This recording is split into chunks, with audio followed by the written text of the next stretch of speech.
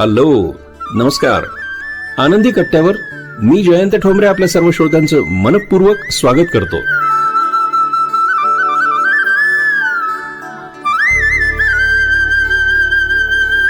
श्रोतो नमस्कार. त्या पावसाळी रात्री कोट्याधीश उद्योगपतीची एकुलती एक मुलगी ऑपरेशन थिएटरमध्ये जीवन मरणाच्या सीमारेषेवर झुंज देत होती. बाहेर प्रसारमाध्यमांच्या गाड्यांची रांग लागली होती, पण आत एका वृद्ध सुरक्षा रक्षकाचे शब्द ऐकायला कोणाकडेच वेळ नव्हता. पुण्यातील नामांकित आरोग्य मल्टीस्पेशालिटी हॉस्पिटलच्या 7व्या मजल्यावर एकच गोंधळ उडाला होता. ऑपरेशन थिएटरच्या बाहेर उभे असलेल्या देशातले प्रसिद्ध उद्योगपती राघव देशमुख, कोट्यावधींचं साम्राज्य उभं करणारा तो माणूस त्या रात्री पूर्णपणे हतबल झालेला दिसत होता. आत त्याची 28 वर्षाची मुलगी अन्विता आयुष्यातील सर्वात मोठी लढाई लढत होती. अन्विता 8 महिन्यांची गर्भवती होती. अचानक तिला तीव्र वेदना सुरू झाल्या आणि तिला तातडीनं हॉस्पिटलमध्ये आणण्यात आलं होतं. तपासणीनंतर डॉक्टरांनी सांगितलं, बाळाची नाळ गळ्याभोवती अडकली आहे. आई आणि बाळ या दोघांच्याही जीवाला धोका आहे. देशातील नामांकित तज्ज्ञ डॉक्टरांना बोलवण्यात आलं. 1 नाही, 2 नाही, पूर्ण 9 तज्ज्ञ डॉक्टर. पण प्रत्येक नवीन रिपोर्ट आधीपेक्षा अधिक चिंताजनक होता. ब्लड प्रेशर कमी होत होतं. बाळाला ऑक्सिजन कमी मिळतं आहे. आता जास्त वेळ थांबता येणार नाही. संपूर्ण टीम तणावाखाली होती. त्याचवेळी हॉस्पिटलच्या कॉरिडॉरमध्ये 68 वर्षाचे सुरक्षारक्षक गणपत काका बसले होते. पांढरी दाढी, वाकलेली पाठ आणि जुना चष्मा. गेली 15 वर्ष ते रात्रीची ड्युटी करत होते. सगळे त्यांना प्रेमानं गणपत काका म्हणत. पण फार थोड्या लोकांना माहिती होतं की सुरक्षारक्षक होण्यापूर्वी ते कोकणातील एका गावात प्रसिद्ध वैद्य होते. शरीरातील नसांचं ज्ञान, दाबबिंदू आणि पारंपरिक उपचारांची विद्या त्यांनी आपल्या वडिलांकडनं शिकली होती. पण आधुनिक जगात त्यांच्याकडे ना पदवी होती ना प्रमाणपत्र. म्हणून लोक त्यांना फक्त एक साधा सुरक्षारक्षक समजत होते. अचानक एका नर्सचे शब्द त्यांच्या कानावर पडले. बाळाच्या हृदयाची गती सतत कमी होते. गणपत काका सावध झाले. काही वेळानं दुसरी नर्स म्हणाली, नाळ इतकी घट्ट अडकली आहे की बाळ खाली सरकत नाही. गणपत काकांच्या डोळ्यासमोर 35 वर्षांपूर्वीची एक घटना चमकून गेली. ते हळूहळू ऑपरेशन थिएटरकडे गेले. दाराजवळ उभ्या असलेल्या डॉक्टरांना त्यांनी नम्रपणे सांगितलं, मुलीला डाव्या कुशीवर ठेवू नका. डॉक्टर चकित झाले. काय म्हणताय तुम्ही?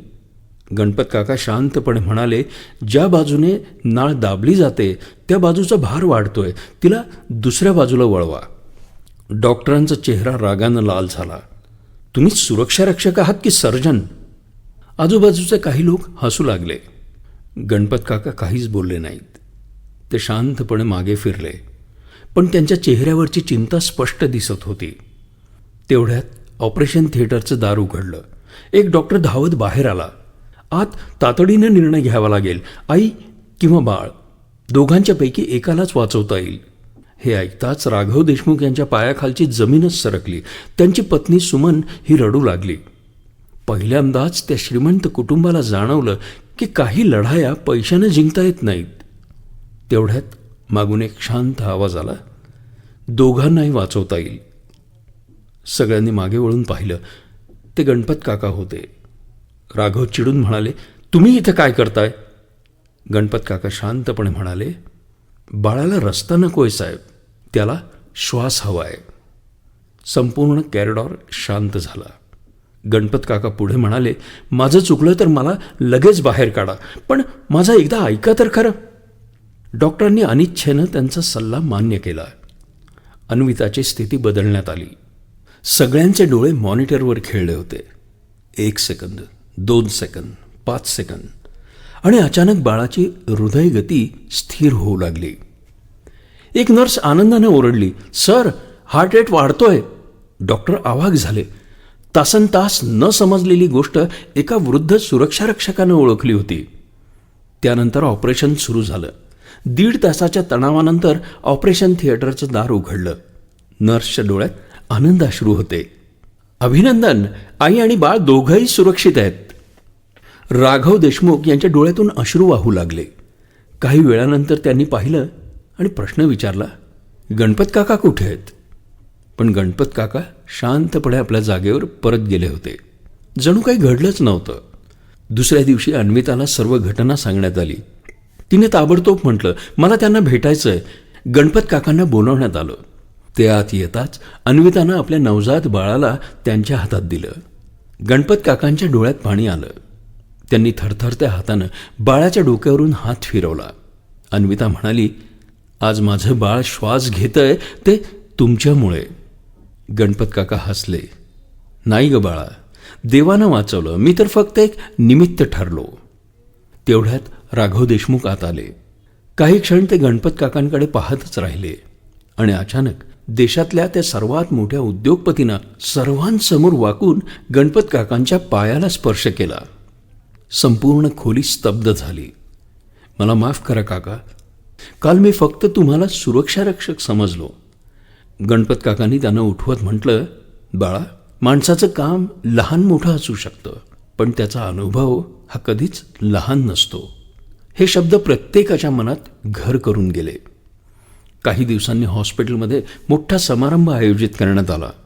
राघव देशमुख यांनी घोषणा केली की ग्रामीण वैद्यकीय ज्ञान आणि पारंपरिक अनुभवांवर संशोधन करणारं नवीन केंद्र इथं सुरू करण्यात येईल आणि त्या केंद्राला नाव देण्यात आलं गणपत प्रसाद मानव सेवा केंद्र. टाळ्यांच्या कडकडाटात गणपत काकांना मंचावर बोलावण्यात आलं. त्यांनी माईक हातात घेतला आणि फक्त एवढंच म्हणाले, आयुष्याने मला एक गोष्ट शिकवली आहे. पदवी ही ज्ञानाचा पुरावा असू शकते, पण अनुभव हे ज्ञानाचं मूळ असतं. ज्या दिवशी आपण गरीब, वृद्ध किंवा साध्या दिसणाऱ्या माणसाला कमी लेखणं सोडू, त्या दिवशी समाज खऱ्या अर्थानं मोठा होईल. संपूर्ण सभागृह उभं राहून टाळ्या वाजवत होतं. समोर बसलेलं ते छोटंसं बाळ हसत होतं.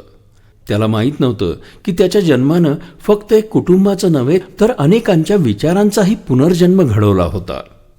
म्हणूनच मित्रांनो, कधीही एखाद्या व्यक्तीची किंमत ही त्याच्या कपड्यांवरून, पदावरून किंवा पैशावरून ठरवू नका. अनेकदा सर्वात मोठं ज्ञान आणि अनुभव हे सर्वात साध्या दिसणाऱ्या माणसाकडे सुद्धा असू शकतं.